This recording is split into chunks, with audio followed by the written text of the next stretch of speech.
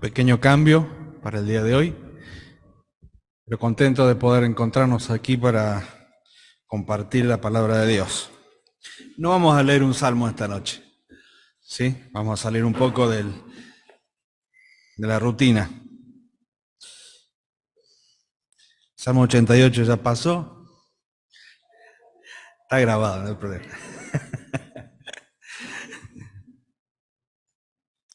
Estaba pensando en este tiempo especial que tiene la iglesia.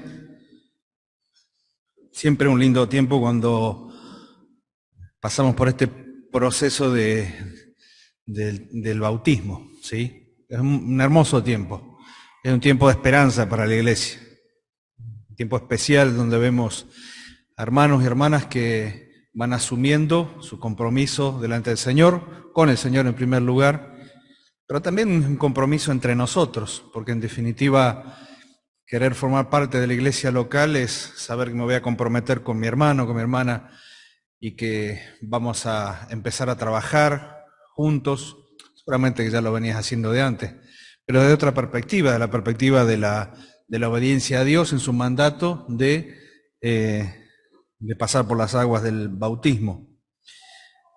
Es un tiempo muy lindo, es un tiempo emocionante. Damos gracias al Señor a todos aquellos que hicieron el discipulado. Damos gracias a Dios también por todas las decisiones que se han tomado al respecto. Tanto los que dijeron que sí, como los que delante del Señor dijeron, bueno, no, por ahora no. Quizás tenga que hacer algún ajuste en mi vida, quizás tenga que rever algo y asumir este compromiso con total seriedad, con total honestidad delante de Dios y bueno, si no es ahora, será en la próxima y ojalá que no sea tan lejos en el tiempo. También es cierto de que como iglesia a veces hemos pasado por circunstancias tristes con relación a lo que es el bautismo. Ver a hermanos o hermanas que se bautizaron, participaron de la cena inmediatamente, porque normalmente esto es los sábados para que el domingo toda la iglesia esté presente, y después no los vimos nunca más. Nunca más. No consideraron el compromiso o no estimaron el costo del compromiso y por lo tanto quizás posteriormente lo pensaron y dijeron, no, esto es mucho para mí, esto es demasiado, no lo voy a poder sobrellevar y posiblemente no comprendieron que la vida cristiana no se sobrelleva en la carne, sino que se sobrelleva espiritualmente, aún los problemas, las dificultades, las pruebas, las tentaciones que son comunes a todos nosotros. Pero no hay duda que si hay algo que tenemos que animar a todos nuestros queridos hermanos, que el 10 de septiembre tenemos fecha de bautismo con orador invitado y todo, es animarle a que persistan en esta decisión que no comenzó ni va a comenzar, ¿sí?, cuando pasen por las aguas del bautismo. Es algo que comenzó el día que aceptaron a Cristo como Salvador. El día en que la fe fue real para cada uno de ustedes y la fe fue algo que dejó de ser de los demás, cuando normalmente no les ha pasado. Orá por mí vos que tenés fe, ¿sí? Orá por mí vos que tenés fe, orá por mí vos que tenés una relación con Dios. Cuando tranquilamente le planteamos a las personas, no es condición exclusiva mía, es algo que compartimos, es un don de Dios, pero también es una decisión el creer. Entonces yo quisiera en esta noche, pensando especialmente en nuestros hermanos que se van a bautizar, que veamos algunas lecciones en la vida de José. El título para esta noche es La persistencia de la fe en José, la persistencia de la fe en José. Para eso vamos muy rápidamente, 3 versículos en Hebreos capítulo 11, ¿sí? Hebreos capítulo 11. En nuestras Biblias tiene un título muy cortito. Dice, ¿cómo dice? La fe, bien cortito, bien conciso. Y seguramente que este título resume todo este largo historial, toda esta larga fila de hombres y mujeres que forman parte de lo que nosotros conocemos como la Galería de los Héroes de la Fe, la Galería de los Héroes de la Fe. Y me encanta los últimos versículos de este capítulo, en donde habla que esta galería no se cierra o no terminó con este capítulo, sino que suma a todos aquellos que desde pequeñas cosas o aún cosas cotidianas sostuvieron este compromiso delante de Dios, y esto nos incluye a cada uno de nosotros. Y querido hermano, que vas a dar este paso de obediencia, que es el bautismo, también te incluye a vos, también lo incluye a usted. Este paso es un paso importante para afirmar lo que una vez dijo que creyó. Es un paso de testimonio para los que lo van a venir a ver cuando pase por las aguas del bautismo, y también es un paso para afirmar todo lo bueno que Dios, y para recibir todo lo bueno que Dios ha prometido a aquellos que le obedecen. Por lo tanto, Hebreos capítulo 11, versículo 20-22 dice lo siguiente: por la fe bendijo Isaac a Jacob y a Esaú respecto a cosas venideras. Por la fe, Jacob, al morir, bendijo a cada uno de los hijos de José y adoró apoyado sobre el extremo de su bordón. Por la fe, José, al morir, mencionó la salida de los hijos de Israel y dio mandamiento acerca de sus huesos. En este pasaje, en donde en pocos versículos se desglosan una gran cantidad de años, muchísimos años de historia, nos encontramos retratos breves, muy breves, como hemos leído, de tres hombres que ejercieron fe en Dios en el momento de su muerte.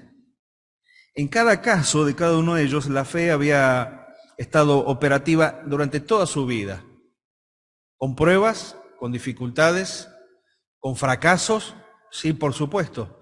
Ninguno de ellos es presentado, manifestado como hombres y mujeres perfectos, sí ideales, en los cuales constantemente volvemos con la Escritura para seguir aprendiendo de ellos. No por nada forma parte del ABC de la enseñanza de ¿quién? De nuestros niños en la escuela dominical.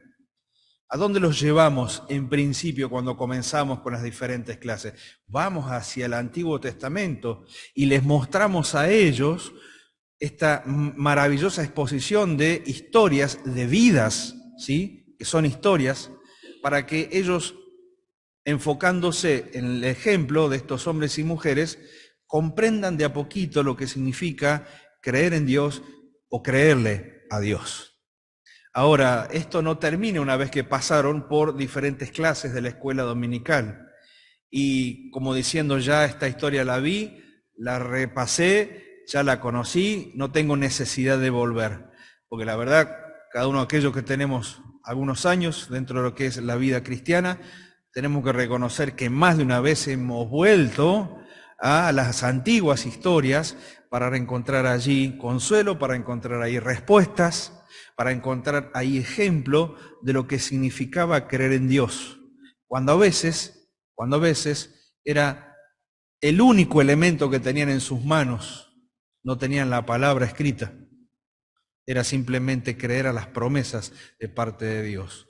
Muchos siglos estamos nosotros hoy, tenemos la palabra de Dios, tenemos elementos, tenemos libros de estudios, tenemos comentarios, tenemos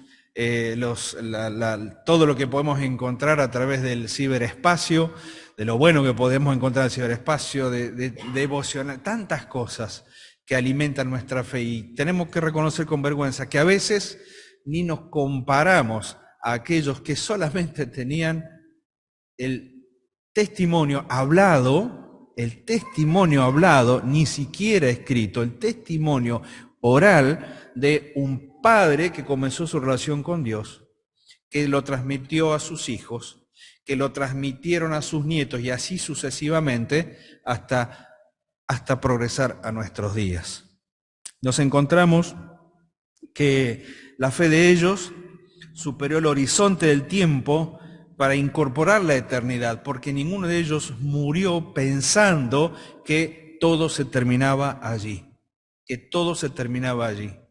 Ni siquiera José, cuando dio orden de que sus huesos fuesen llevados a su tierra, estaba en su ser o en su pensamiento de que, bueno, su vida de fe se terminaba con una fosa, con una tumba, con un féretro, ¿sí? No, nunca lo pensaron de esa manera. Ellos sabían que trascendían el tiempo en esta tierra y que para ellos Dios había prometido algo mejor. Lo que se destaca en el caso de José fue la persistencia de su fe a través de una larga vida de adversidad, una larga vida de tentaciones, a veces de tristezas, de desilusiones, también de éxito y prosperidad. Y cada una de esas circunstancias podrían haber transformado la vida de José en un sube y baja de emociones y de decisiones, y sin embargo vemos una línea persistente en cada una de las situaciones que a él le tocó vivir. Es una gran bendición tener esta fe, que nos es dada, que nos es entregada a través de el oír y el oír de la palabra de Dios. Es una fe que nos es desplegada cuando aquel amigo, aquel vecino, o mi pariente, o mi esposo, o mi esposa, aún mi hijo, o como padre a nuestros hijos, abrimos la Biblia y les contamos acerca de quiénes somos y a la vez de lo que Dios espera de nosotros y de lo que Dios hizo por cada uno de nosotros. Entonces, desplegando este argumento que viene del cielo, les damos las herramientas para que la fe comience a ser una realidad en cada uno de ellos, como lo fue en cada uno de nosotros. Creo que no hay momento más, uno de los tantos momentos emocionantes de la vida cristiana es ver a alguien pasar de muerte a vida. Cómo la palabra de Dios es recibida y cómo una forma que no podemos entender los mecanismos espirituales dentro de cada persona, eso pone en marcha una decisión y una actitud con relación a la palabra de Dios para recibirla y para creerla. ¿Quién de nosotros puede definir cómo sucedió eso? No lo podemos definir. ¿De qué manera el Espíritu obró dentro de nuestro espíritu que estaba muerto para darle vida y para de esa manera recibir y de esa manera creer y comenzar a vivir con la vida que Dios nos ha dado? Y a veces nos olvidamos de esto porque se nos hace tan común prediquemos el Evangelio para que las personas se salven. Se nos hace tan común que nos perdemos la maravilla del obrar de Dios en cada uno de nosotros. Creo que el Señor, cuando le explicó a Nicodemo, ¿sí?, aquella hermosa metáfora y enseñanza acerca del viento, acerca de la vida, acerca del vientre de la mujer, acerca de nacer de nuevo, el Señor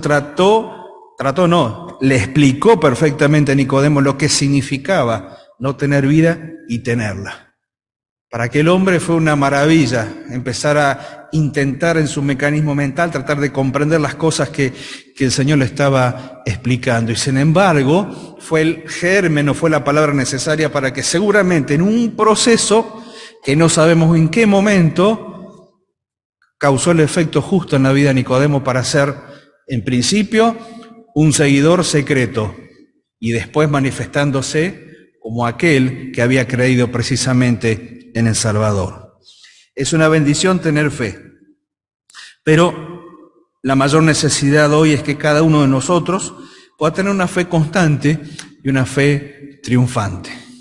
A veces, tenemos que reconocerlo, la fe en nosotros ha sido la palanca en la cual nos hemos apoyado para salir adelante después de nuestras caídas, después de nuestras derrotas, después de nuestros yerros, nuestros errores.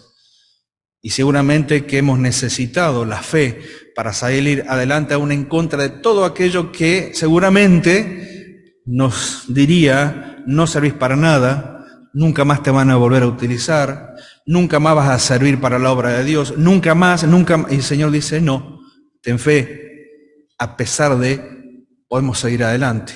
Y esto es lo que nos motiva a orar por ¿quién? Por nuestros hermanos que están lejos, por nuestros hermanos que se han apartado, por aquellos que hoy no están también en medio nuestro. Sin duda que vale la pena leer toda la vida de José en los capítulos 37 al 50 de Génesis. Y al hacerlo vamos a notar algunas cosas interesantes en cuanto a las similitudes de la vida de José con el Señor Jesucristo. Hay muchos, eso se llama tipo, alguien que representa algo que después se tiene que cumplir. Y entre los tipos podemos buscar aquellos tipos que son materiales, ¿sí?, como en el caso del tabernáculo, su mobiliario y todo el orden sacerdotal que está prefigurando en cada uno de esos elementos a la persona del Señor Jesucristo, pero también como tipo podemos encontrar personas. Y entre las personas, la vida de José es el tipo más completo en cuanto a su vida, en sus experiencias, de lo que el Señor Jesucristo haría o viviría posteriormente mientras estuvo aquí en la tierra. Vamos a ver rápidamente, antes de hablar de la fe de José, 7 eventos destacados que prefiguran cómo la vida de José en la vida de José uno puede contemplar comparativamente algunas situaciones, actitudes del Señor Jesucristo. En Génesis capítulo 37, vamos a Génesis por favor. En Génesis capítulo 37, versículo 3, nos encontramos con esta expresión. Dice, y amaba Israel, Jacob, a José más que a todos sus hijos, porque lo había tenido en su vejez y le hizo una túnica de diversos colores. José fue especialmente amado por su padre. Pero esta es una comparación o es un tipo de lo que significa lo que el Señor Jesucristo significaba a la vista de su Padre, a la vista de Dios. Allí en Juan capítulo 3, verso 35 nos encontramos con esta expresión. Y la verdad es que son expresiones que solamente pueden darse hacia la persona del Salvador. Juan 3:35 dice, el Padre ama al Hijo y todas las cosas ha entregado en su mano. Es el mismo Señor que está hablando acerca de cómo se sentía hoy Él delante de Dios. Y entonces hablando en tercera persona dice, el Padre ama al Hijo. Él se sabe amado, Él se siente amado, Él se reconoce amado delante de Dios. Uno puede preguntarse, ¿acaso amaba a Dios más al Hijo que a los seres humanos? Bueno, es distinta la situación.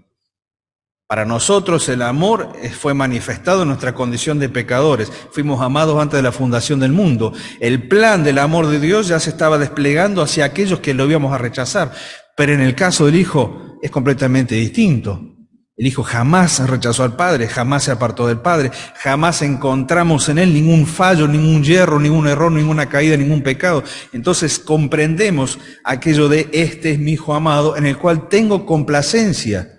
En el único en el cual se podía manifestar perfectamente esto era en la persona del Señor Jesucristo.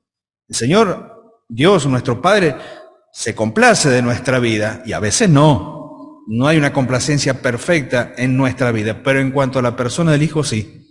En esta comparación de José como tipo y cumplimiento en Cristo encontramos que José y el Señor fueron objeto principal del amor de su padre. En segundo lugar, él fue odiado y vendido por sus hermanos, tal como le pasó al Señor Jesucristo.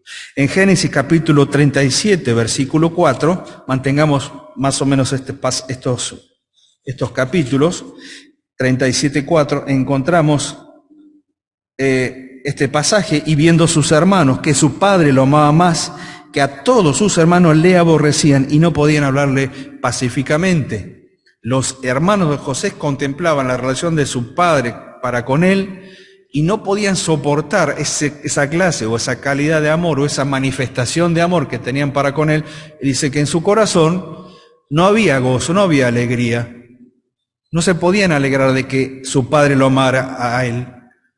En ellos había aborrecimiento que se transformó en odio y que se transformó en acción en contra de él. Juan capítulo 3, versículo 35 dice, Lucas 19:14 dice lo siguiente. Lucas, pero sus conciudadanos le aborrecían y enviaron tras él una embajada diciendo, no queremos que este reine sobre nosotros. Esto dentro del contexto de la parábola de las 10 minas que el Señor cuenta y donde la referencia principal es hacia su persona. Él se sabía amado por el Padre, pero también se sabía odiado, rechazado y resistido. En principio también por su familia, por sus hermanos y posteriormente por todos aquellos que lo contemplaban y no resistían la clase, la calidad de persona que él era. Entonces, de la misma manera en que José fue amado, el Señor fue amado por su padre. En la misma manera en que José fue odiado por sus hermanos, los conciudadanos o los paisanos de su pueblo también odiaron al Señor. En tercer lugar, José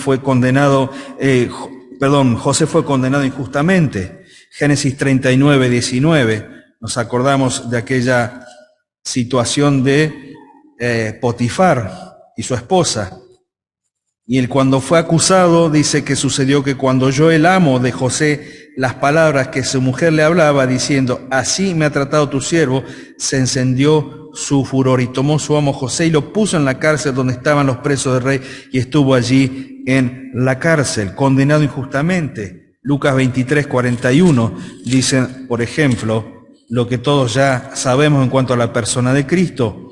Nosotros, la verdad, justamente padecemos malhechor en la cruz, porque recibimos lo que merecieron nuestros hechos, mas ningún mal hizo. Aquel que estaba al lado del Señor en la cruz lo miraba y reconocía que su estado no tenía nada que ver con sus propios hechos. Contemplaba un hombre inocente, crucificado injustamente, llevando juicio injustamente y muriendo injustamente. Entonces dice, yo soy pecador, a mí me cabe, pero a él no le corresponde. En cuarto lugar, fue promovido a un lugar de poder y autoridad.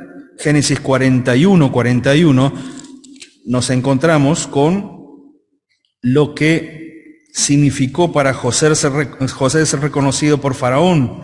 Dijo además Faraón a José, aquí yo te he puesto sobre toda la tierra de Egipto. Y entonces Faraón quitó su anillo de su mano, lo puso en la mano de José y lo hizo vestir de ropas de lino finísimo y puso un collar de oro en su cuello y después la proclama y todo lo que significaba presentarlo como alguien superior en posición, en dominio y en poder por sobre todos los demás.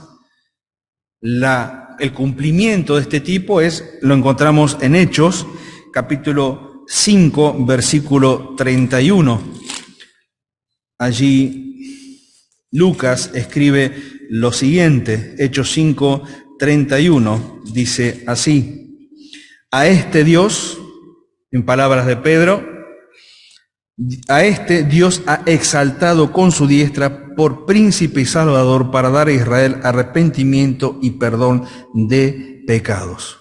Es decir, Pedro, en su discurso, Lucas toma el relato y dice que este que fue rechazado, este que fue resistido, este que fue traicionado, este que fue llevado a la muerte, que fue contado con los malhechores, este que fue sepultado, a este hombre, dice, Dios, y solamente Dios, lo exaltó con su diestra por príncipe y salvador.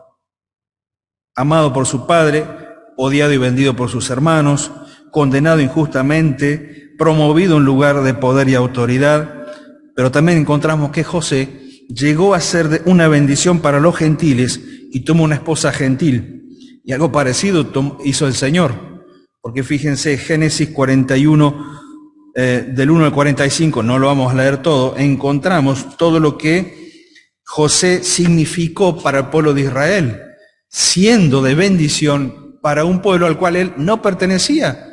Él pertenecía a una nación que estaba en ciernes, que se estaba formando, a un pueblo que todavía no era nación, pero que pronto lo sería, pronto, unos 400 años más adelante, pronto, bueno, estamos hablando de los tiempos de Dios, así que, pero que sería nación, y sin embargo él desde su lugar fue de bendición para no solamente su propio pueblo, sino también para una nación gentil. Allí él tomó una esposa gentil. Y entonces vamos a Hechos capítulo 15, versículo 14, y nos encontramos con esta comparación, donde dice lo siguiente.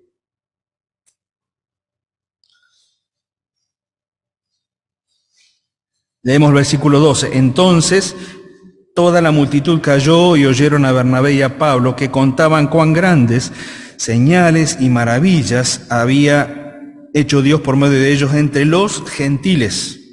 Y cuando ellos callaron, Jacobo respondió diciendo: y varones, hermanos, oídme. Simón ha contado cómo Dios visitó por primera vez a los gentiles para tomar de ellos pueblo para su nombre. ¿Sí? La iglesia en Antioquía. La iglesia en Jerusalén no podía entender cómo podía ser que Dios también obrase en los gentiles. Bueno, Pablo y Bernabé dieron testimonio y le dijeron: fíjense de qué manera el Señor no ha sido exclusiva para nosotros, sino que ha sido bendición para aquellos que no pertenecen a nuestro mismo pueblo, nuestra misma raza, nuestra misma nación. José tomó una esposa gentil de allí de Egipto.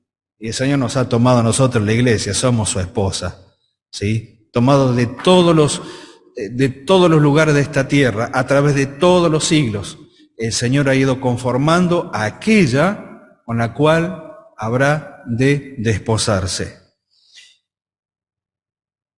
En sexto lugar, Génesis 45,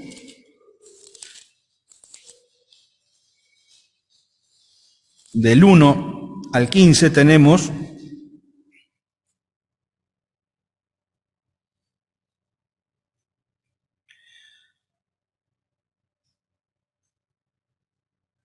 estaba leyendo acá, 45, del 1 al 15, nos encontramos con la forma en que José se dio a conocer a sus hermanos.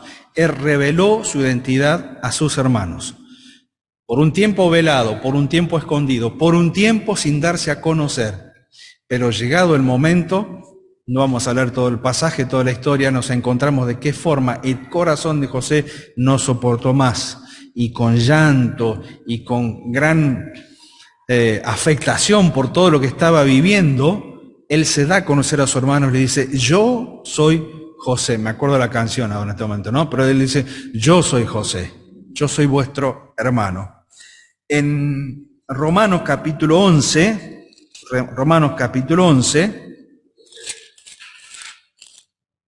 esto va muy rápido, lo quería compartir porque la verdad que a veces perdemos de vista lo que significa la vida de José comparativamente con la vida del Señor Jesucristo. Pero en Romanos capítulo 11 encontramos estos pasajes. En versículos 1 dice así: digo pues, ¿ha desechado Dios a su pueblo? Dice Pablo en esta carta: en ninguna manera, porque también yo soy israelita, de la descendencia de Abraham, de la tribu de Benjamín. Versículo 5, así también aún en este tiempo ha quedado un remanente escogido por gracia. Y versículo 25 dice: porque no quiero, hermanos, que ignoréis este misterio para que no seáis arrogantes en cuanto a vosotros mismos, que ha acontecido a Israel endurecimiento en parte hasta que haya entrado a la plenitud de los gentiles. Se da a conocer a su pueblo. Aún en este tiempo, el Señor no solamente se da a conocer a los gentiles, sino que también se da a conocer a aquellos que le rechazaron, a los de su propio pueblo. El pueblo de Israel todavía tiene esta gran oportunidad de reconocer al Salvador. Y por último, aseguró a sus hermanos su amor perdurable. Aseguró a sus hermanos su amor perdurable. Génesis 45, 15 dice lo siguiente: y besó a todos sus hermanos y lloró sobre ellos, y después sus hermanos hablaron con él, y después él se encargó de cuidar, de sostener y de proteger a toda su familia, a todos sus hermanos. En Efesios capítulo 2, versículo 7, dice lo siguiente, un pasaje muy conocido, dice así, Efesios 2, 7, dice: para mostrar en los siglos venideros las abundantes riquezas de su gracia en su bondad para con nosotros en Cristo Jesús. Veremos de qué forma el Señor se manifestó. Quizás a veces no nos damos cuenta de todo lo que significa ser cuidados, protegidos, bendecidos, guardados, guiados, sostenidos, apartados por el Señor. La familia de José lo pudo contemplar en José. Fue un testigo de primera línea. Y a veces nosotros desde este lugar, como aquellos de los cuales el Señor no se avergüenza de decirnos sus hermanos, a veces nos olvidamos o no nos damos cuenta de la forma en que el Señor nos protege. Y sin embargo, forma parte de su promesa de proveer siempre para cada uno de nosotros. Estos 7 puntos, seguramente que hay muchos más de comparación, de la forma en que José fue una persona escogida por Dios. Y fue una persona justo en toda esta larga línea histórica del pueblo de Israel para cumplir el rol y la función para la cual él fue llamado en obediencia. Ahora bien, ¿cómo podemos decir que la fe de José fue una fe persistente? ¿Y de qué forma a mí me sirve contemplar la fe de José? La fe persistente es una fe que, en primer lugar, no es sacudida por la adversidad. No es sacudida por la adversidad. Todos sabemos, como hemos leído, que José era el favorito de su papá. Sus hermanos lo odiaban, tramaron darle muerte, pero su hermano Rubén le salvó y terminaron vendiéndolo. ¿Sí? La parte oscura, la parte difícil. Uno puede criticar a José, decirle, bueno, quizás pecó de algún tipo de arrogancia al presentarse como el intérprete de los sueños de sus hermanos, pero en definitiva, el problema no estaba en José, el problema estaba en el corazón de los hermanos. José siempre se manifestó tal cual él era. Él era consciente de este don que había sido dado por Dios a él y que fue la herramienta que utilizó en el futuro para llegar hasta donde llegó. Esta capacidad, esta sabiduría dada por Dios, pero sus hermanos no podían soportarlo. Fue llevado a Egipto, terminó como esclavo de Potifar, y eso que hubiera sacudido la fe de cualquiera no afectó la vida de José. Y en vez de reaccionar mal, José aprendió a esperar en Dios. José aprendió a esperar en Dios.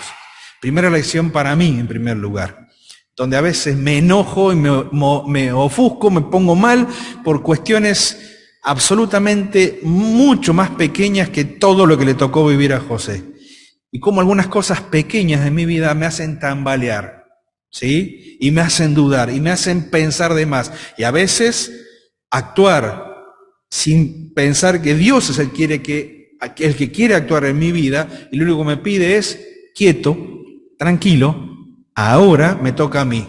Ahora tenés que verme a mí cómo actuar en esta circunstancia. Y esto lo podemos explicar en toda nuestra vida, en toda nuestra existencia, de lo más grande que pensemos, que quisiéramos lograr o que pudiéramos alcanzar, hasta lo más pequeño y cotidiano.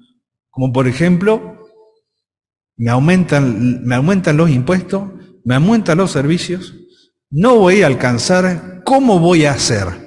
Bueno, Dios ya lo sabe.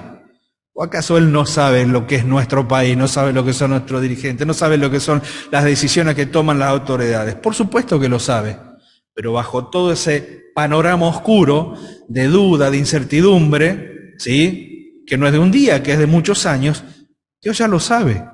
Ahora, pensemos, todos de una manera u otra criticamos cada uno de los gobiernos en los cuales estamos sujetos, ¿sí? Y a los cuales de vez en cuando, cada 4 años, ponemos un voto.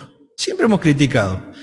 Pero la verdad, hermanos, que si miramos hacia atrás nuestra vida, desde que tuvimos conciencia de que teníamos responsabilidades civiles con nuestros impuestos y todo lo que hace a la vida común de todas las personas de nuestro país, ¿cuándo dejamos de hacer frente a nuestras responsabilidades? ¿Cuándo el Señor nos abandonó? ¿Cuándo el Señor no nos proveyó de la ayuda, de lo necesario, del trabajo? ¿Cuándo fue el día en que dijimos, nunca pude hacer frente a todo aquello que venía por delante? El Señor siempre estuvo ahí, desde las cosas más pequeñas hasta las cosas más grandes. Y a veces pensamos que estas cosas cotidianas son las que echan por tierra todo aquello que yo he aprendido y conocido de Él. Ahora, no me quiero ni comparar con José, porque desde un principio Él conoció lo que fue la adversidad, el enojo, la duda de sus hermanos sobre Él, la falsa acusación, los deseos de matarlo, la decisión de venderlo, ser tratado como un esclavo, y sin embargo la adversidad no fue un problema para que su fe decaiga. En segundo lugar, la persistencia de la fe no se echa a perder por el éxito, por el progreso. Es el otro extremo. Cuando las cosas no van bien, muy bien o excelentemente bien, ¿sí? Si alguno llegó a ese punto, avíseme cómo hizo para copiarle. Pero bueno, cuando las cosas van excelentemente bien, el peligro está en irnos al otro punto de la fe.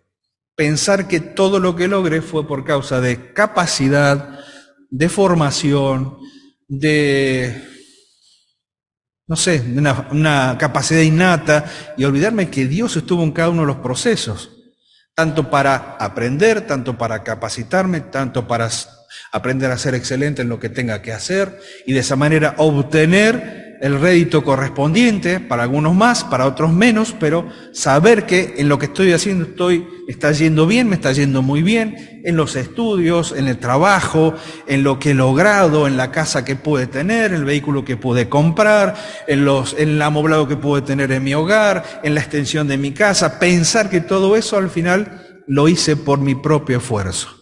Es el otro extremo, es el otro peligro de pensar que el éxito o el progreso se debe a mí. Pero la diferencia que tenemos que notar acá es que en el caso de José, notamos que él fue promovido en función de ¿qué? De su fidelidad. Él fue promovido en función de su fidelidad. Y creo que es la misma medida que nosotros tenemos que tener para con cada uno de nosotros. Ni siquiera tenemos la necesidad de compararnos entre nosotros, hermanos. El Señor sabe cuál es la medida que necesitamos. A veces nos tiene como una especie de cajoncito de necesidad para que aprendamos a depender de Él.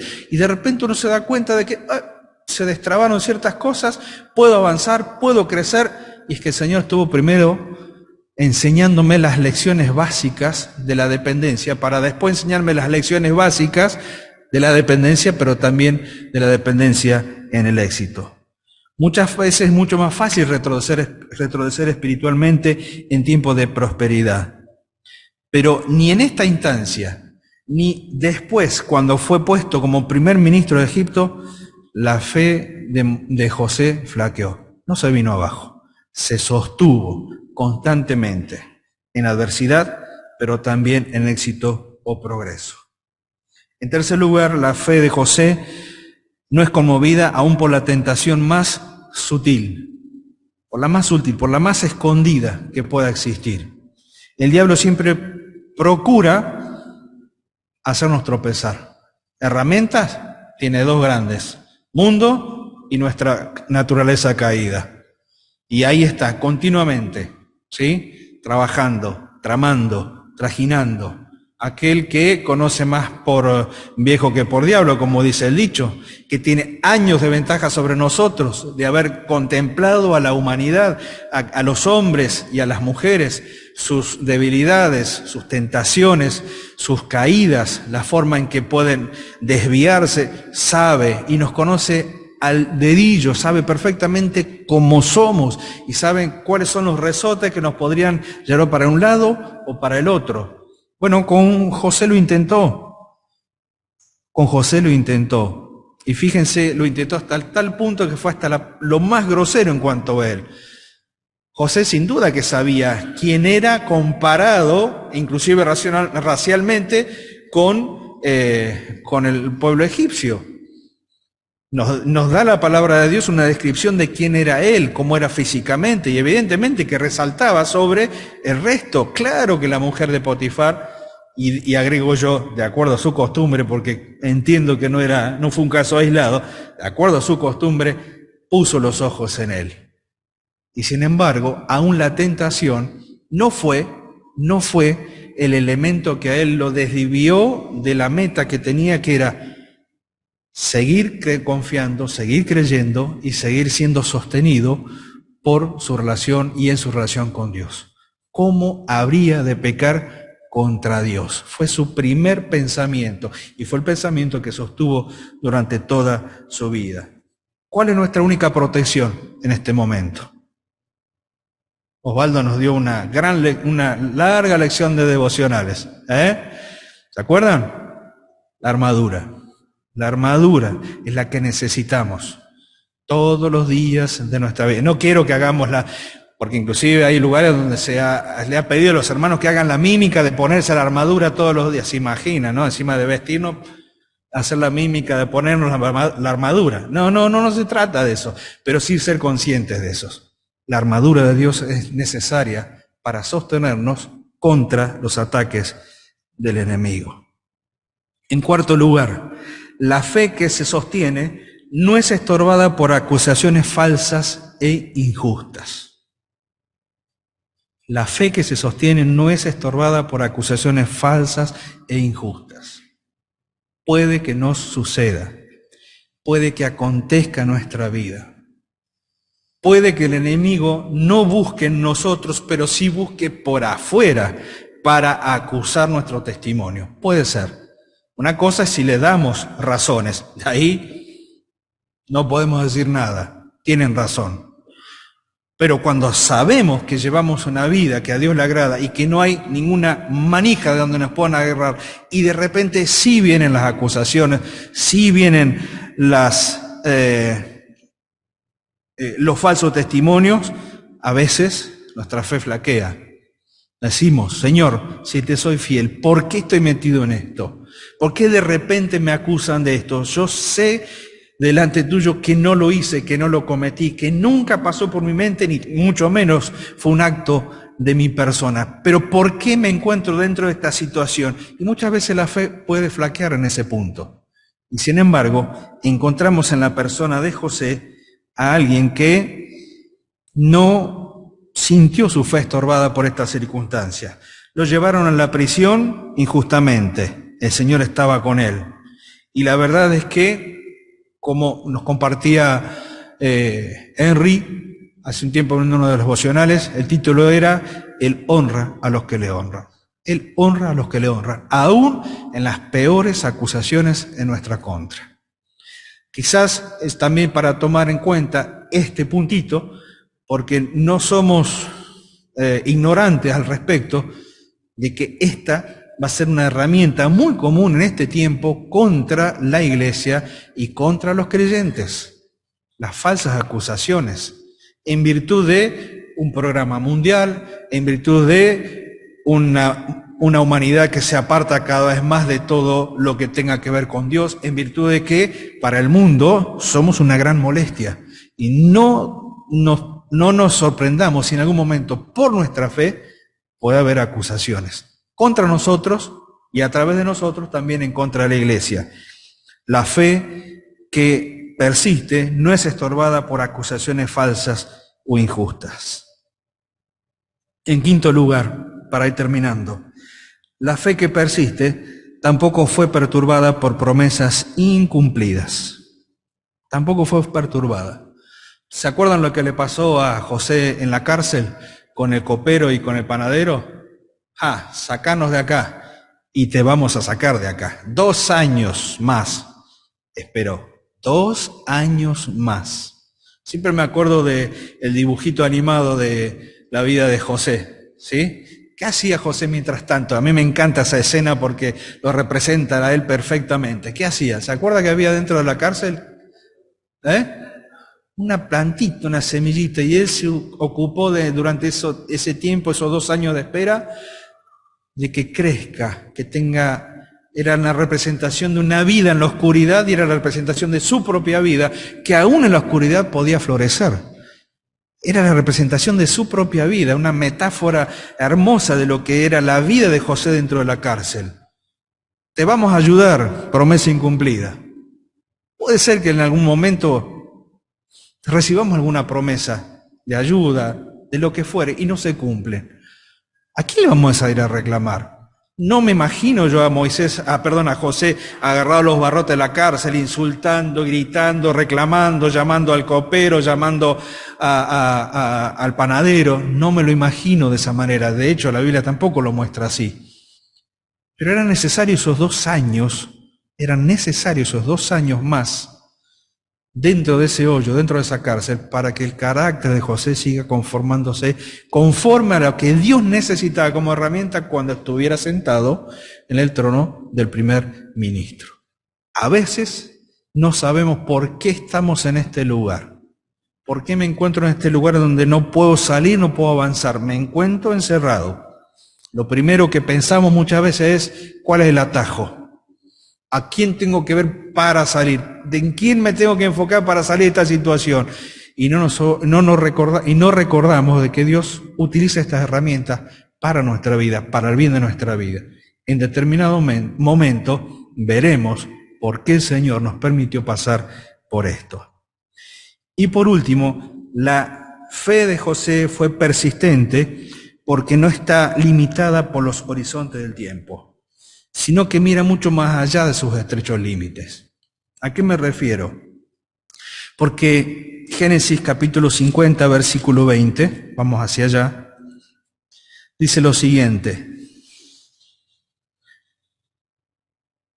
Leemos del 18.